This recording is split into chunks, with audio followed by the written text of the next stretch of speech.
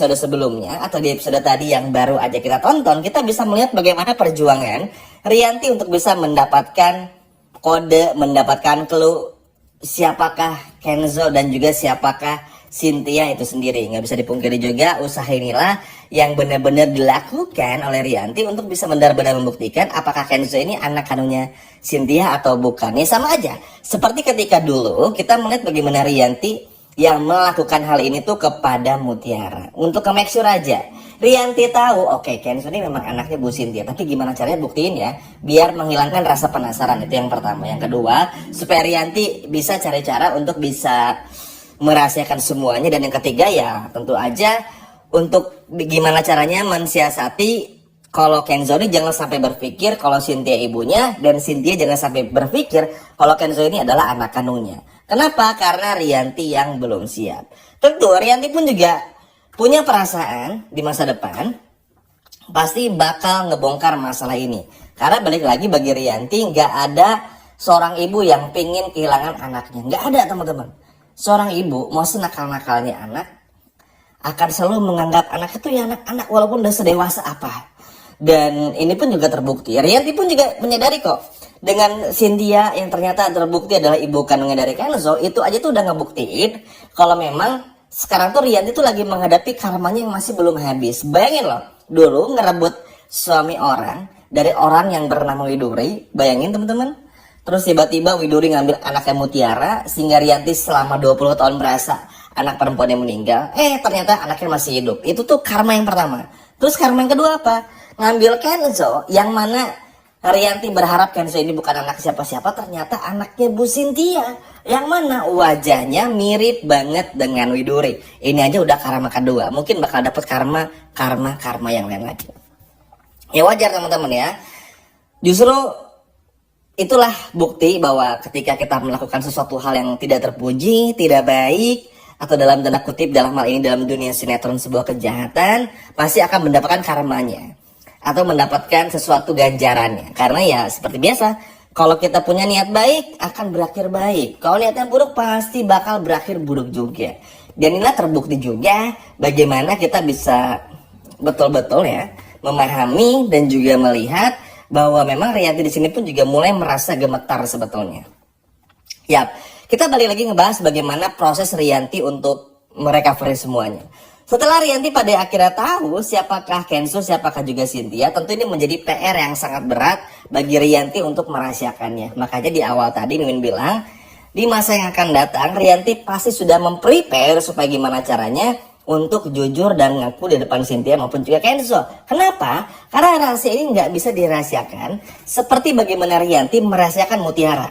Kemarin-kemarin aja, seminggu atau 2 minggu yang lalu ketika Rianti merahasiakan bahkan sampai tes DNA aja, itu aja udah berat ya. Rianti hampir ketahuan oleh Sandra, oleh Aditya sebelum pada akhirnya suster berani untuk merubah semuanya.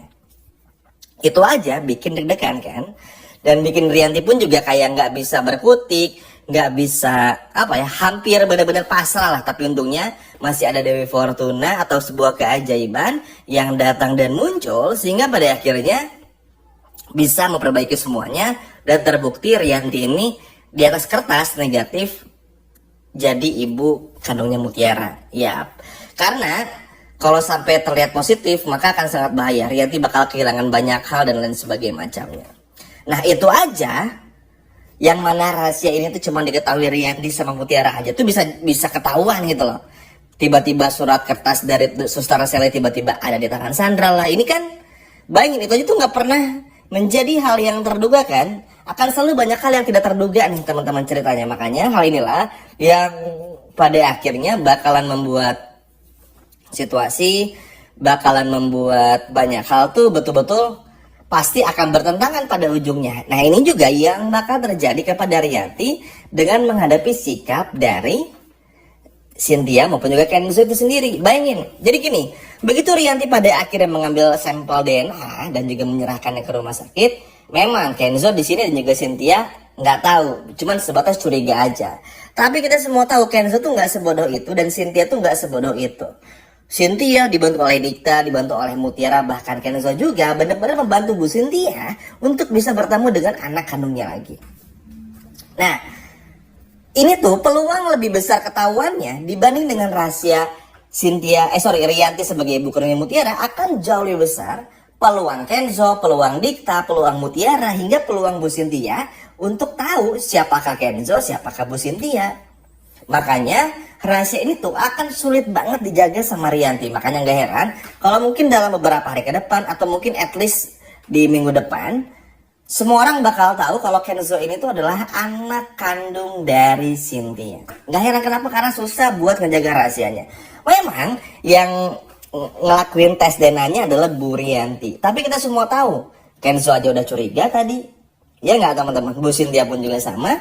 Jadi nggak ada alasan bagi Bu Cynthia dan Kenzo tuh untuk mencari tahu juga. Dan yang paling lebih epic dan paling lebih menantang bagi Rianti apa coba teman-teman? Ayo, bisa tebak nggak? Ayo, apa? Nah, Mimi kasih tahu. Ketika Kenzo dan Bu Cynthia melakukan tes DNA mereka berdua.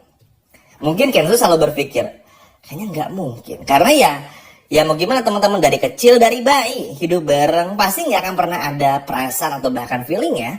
Kalau Kenzo ini anak angkat gitu loh, bukan anak kandung. Pasti selalu punya berpikiran seperti itu, karena dari kecil bareng diurus.